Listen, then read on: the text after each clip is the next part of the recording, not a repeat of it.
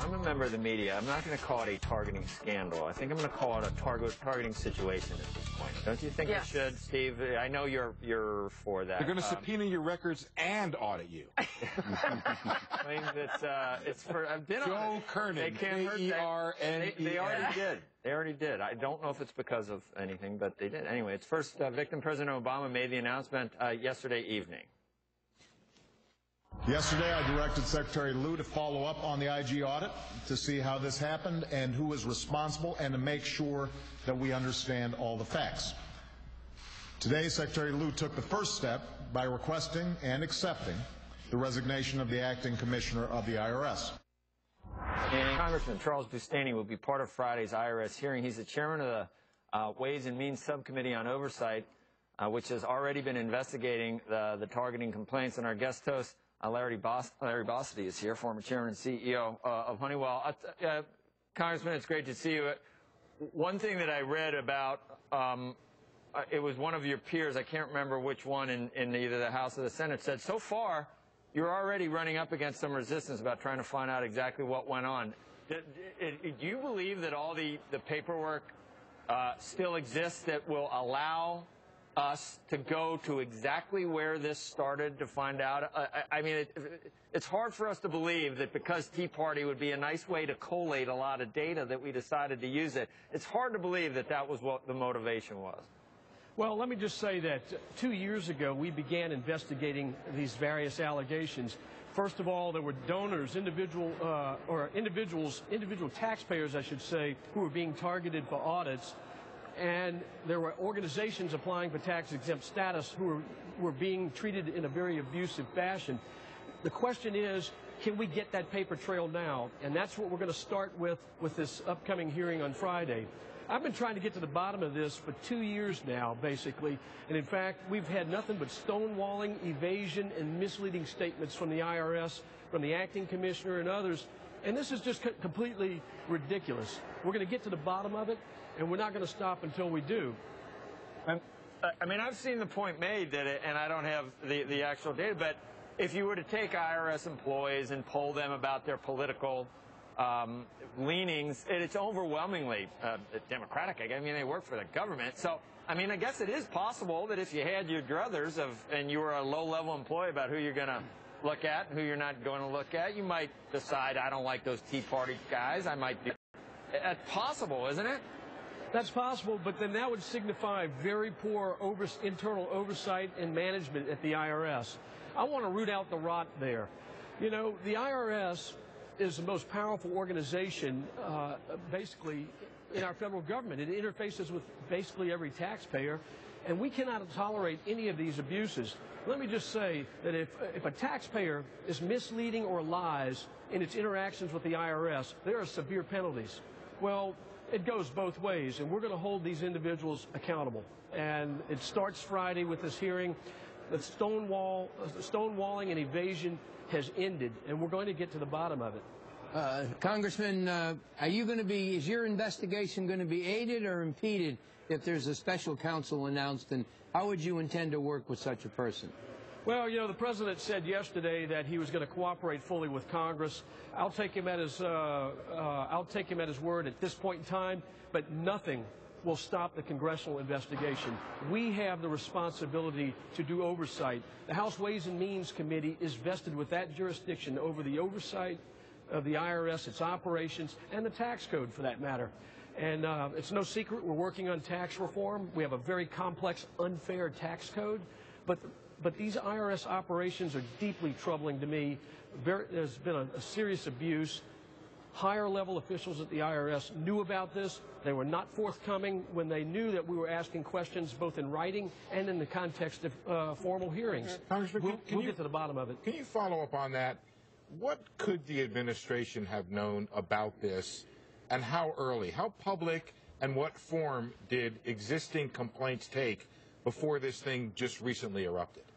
Well, we knew that the director of exempt organizations knew about this back in 2011. And in fact, when I asked Commissioner Shulman about this in March of 2012, of course, he categorically denied that targeting was ongoing. But he was apparently briefed, based on documents we have now, he was briefed shortly afterwards. but we do know that the acting commissioner was aware of this. And I have to think that the chief counsel at the IRS, a political appointee, was aware of what was going on because lawyers working under the chief counsel knew about this, and they were involved in meetings. Should the administration have known? Well, I would, yes, they should have known. And because the IRS answers to Treasury, the Treasury Secretary, and it goes on straight to the President. They should have known what was going on. This is a very serious abuse. And Representative? Yes. Michelle here. This is an organization that's now going to get a whole new set of powers when it comes to health care reform. Are you concerned, based on what you have seen here, about how that intersection is going to work? Oh, absolutely. And this is something I've been deeply concerned about for quite some time. We've explored some of this in hearings previously. But think about this. You already have a very powerful organization, the IRS, that interfaces with every taxpayer. And now they're given this expanded power under Obamacare to dig into other information.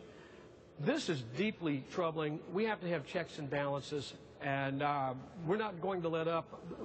This is a target-rich environment right now. Yeah, I mean, the way I think about it, there's certain people in this country that the only entity that could engender sympathy or empathy, in their view, in their eyes, to the Tea Party, I can't think of. I mean, this is to fall into their laps. This is about the only organization that could get certain people to actually feel sorry. I think for the Tea Party, you know the kind of people I'm talking about. And I'm not even convinced that some of those people have. No, but this, well, you throw in the, right. But then you get the rest of them with the AP. Right, you get the actual journalists with right. the AP. But this is people are scared of the IRS, and we understand the amount of power that they can hold over you, and it's just, no matter who you are, this is a bipartisan outrage, and it really should be.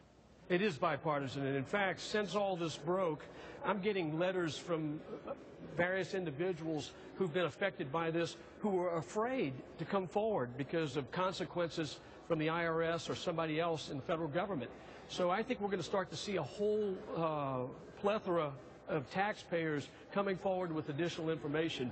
This is only just getting started. I mean, it's a big deal. There are some, I've seen some articles written about corporate leaders that one of the reasons they seem to never really criticize certain things that the government has done is because they're worried it could affect the way that their business is treated. And that's not a huge leap of faith from doing it to one group to doing it to another group. And when you have that sort of holding, that's another aspect we haven't even talked about. They won't talk because they're afraid of what might happen to them. Well, that's very true. And that's a horrible thing in this country. And so we're going to rein in this culture of rot and abuse.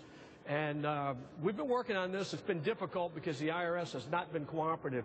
But I think the fact that the Justice Department is looking at this will add significant pressure to the IRS, as well as the investigation that we in the House and Senate are launching. We're not going to let up because this is too serious. The IRS has repeatedly come to our committee and asked for more resources, whether it's to administer Obamacare or to look at various tax credits. Now, you have to ask, why would we give more resources to an entity that is engaged in this type of abuse, that is so poorly managed from the top down, and the fact that the administration was, completely out of the loop or ignorant of what was happening, I don't buy it. And we're going to look into this, and we're going to get to the bottom of it. We're done. All right. I know that this is not going to go away until something. And I was thinking about it.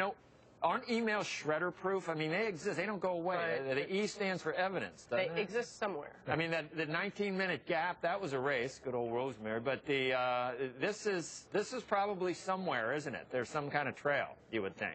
Oh, we'll find a trail. I'm confident of that. And I know that we're going to talk to some of these lower-level employees at the IRS, yep.